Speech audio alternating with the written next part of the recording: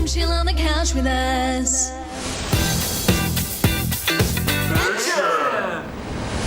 Welcome back to another edition of Bitchin' here on the couch, and we've got our bitches as always, or our lovely presenters actually. But let me introduce them from left to right. We've got Blake Williams.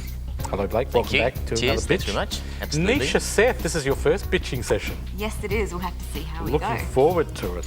Cameron Kippen, oh, you're just an old bitch at heart. You're pretty good at bitching. You were good last time. You'll enjoy this one. And of course, someone that The can lovely. the lovely non-bitch. That's right. Look, this is Jo Waroczyk, of course. Welcome, Thank you. guys. This is a segment where what we do here is we take the politics out of topics that are happening in Australia or around the world. So what we do is we introduce you today to 4 topics. So each one of our bitches has one topic, and what we're going to do is go through it and give our own opinion on the situation. It doesn't mean it's right or wrong, it's just an opinion, and for you at home you can make up your own mind. Let's go into the first bitch session.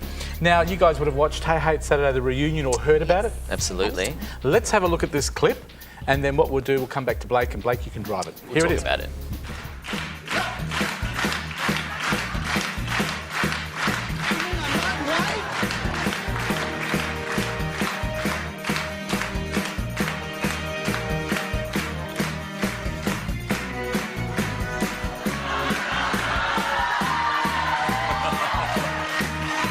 Look around, the whole world's coming together now.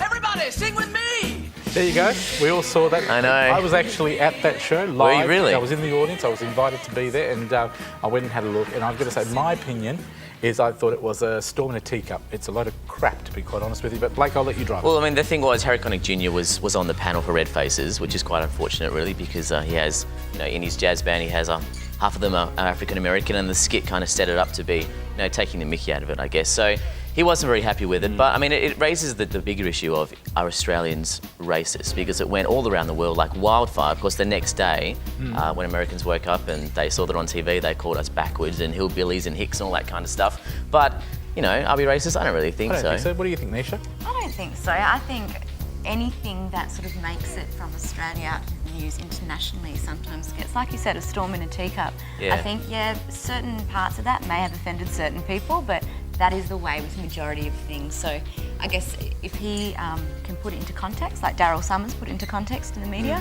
I think people should accept it for what it was meant to be. I think that's what it is, Neesha. Daryl handled it very well. Absolutely. Yeah, he He did. came out at the end before it became a big stirring point. He did it on his terms. He apologised. There was never an intent to be rude, racist, or in any way attacking and it's just anyone. such a shame as well, because it was amazing seeing Hey Hey It's Saturday come back, and this seems to be It overshadows overshadowing you. it. It almost lost the traditional Australian program that came back that people loved. 3-4 million people watched it, and it sort of dampened it. But I think in reality, I think knowing what we know now, it's really died as an issue. But I hope but so. There are some Interestingly, websites.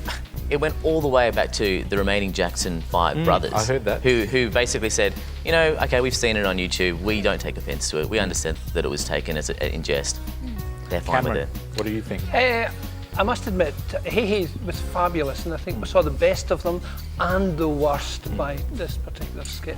Nonetheless, it was a storm in the teacup. I think Daryl played a brilliant role by apologising on set, and I'm sure that made such a difference. And as you say, And that was organised on the spot because we were there. Obviously, it's not in a script.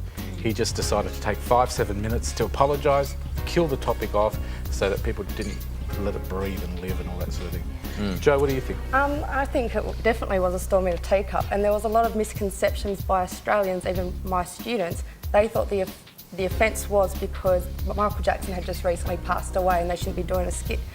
I think it's more a cultural thing. America's got a different culture to Australia, and that was outlined on that show. But isn't it funny, 20 years ago, the same guys did the same skit, and it was worse because Michael Jackson was depicted as being darker, and yet they did it now, and so many people say, oh, it's not right, it's not politically correct. It just shows you how much the world has changed in the last 15 years. Do you think we need to sort of chill out a bit? The whole world Absolutely. needs to chill Everyone's out, way too uptight about these learn things. to have a bit of fun. That's right. well, funnily enough, not that long ago was the anniversary of Tommy Smith's Black Power fist at the Olympics.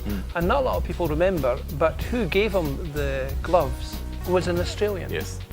And it's quite funny too, because I think there was a bit of footage there of Harry Connick Jr. himself doing an impersonation of was it an Indian man? A preacher. Yeah, preacher, but he preacher. didn't paint his face black. So No, but that the voice was Oh, the still voice there. It's definitely the was same there. idea. Yeah, So, it you is know, the same idea. do we sort of call him a hypocrite maybe? I think it comes back down to intention. Yep. And Yeah, if it was absolutely. clarified, then people need to accept that. And it wasn't meant in any derogatory way. It wasn't, yeah, I exactly. think so, And and it that's was where it should apologised. stay. Hey, well done. Absolutely. Yeah. It's an awesome show. That's what we have to think about That's in this all- issue. the whole thing Hey, is all one about thing. hey. We need hey back on TV. Damn right. Nisha, what's Yes. your intent about these shopping hours? These shopping hours, the debate arrives on. I think most people have been aware, if you've been watching the news and not under a rock, that Labor and Liberal have been debating this over the last few weeks.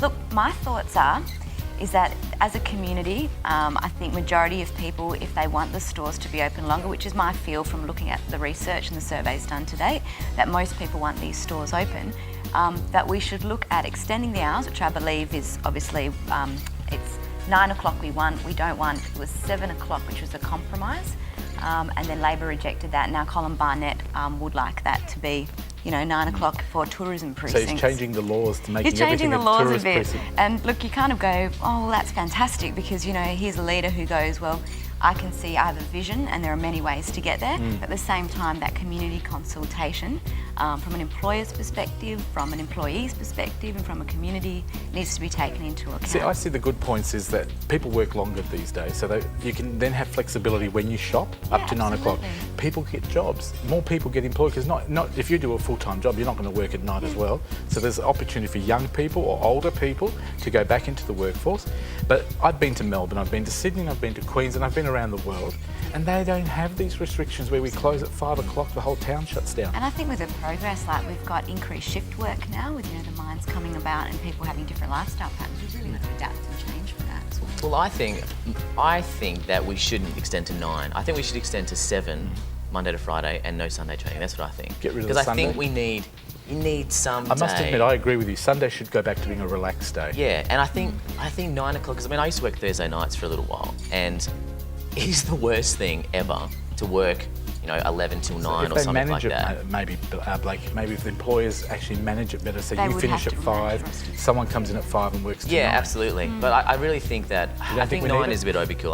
I think 7 is good. 7 gives you enough time to finish work, get home, get to do something if you have to. 9, I feel like there's just too much happening all the time. Jo. It's not. I mean, at the end of the day, I think 7 o'clock's a good idea too, because if I finish work, say 6 o'clock, if I'm, I only need to go shopping during the week really to get some extra food and things. I'm not going to go every single night till 9 o'clock looking for new clothes to wear and so on. So I think it's more just a convenient thing.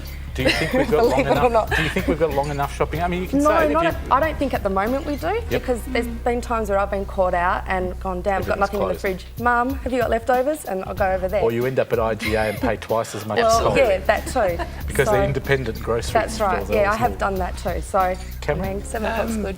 Well, I think I've got the answer, because if the two parties are divided between 7 o'clock and 9 o'clock, then the answer is 8 8 o'clock. o'clock. And I'm always average. taken with the fact that Colin Barnett looks like Barney Rubble. I'm amazed that nobody else has picked that You know, I up. have to say, for a man who never thought he'd be Premier, he's certainly tackling some hard issues. Now, he did actually offer the compromise of 8 o'clock, but I think the Labor Party said 7. They said 7. But he did offer he wanted 9, he accepted 8, but they said no. Now, to me, it's pretty silly politics. What's an hour? Yeah. Why not? Let's agree on more things and disagree on less. Or is this overshadowing where we're really directing our attention away from bigger Is it a issues? leadership issue, maybe? Maybe it's an issue to show leadership rather than on the Labor part. They need something because Alan Carpenter's gone. They need a strong leader. Maybe they think this could be an issue to hold strong.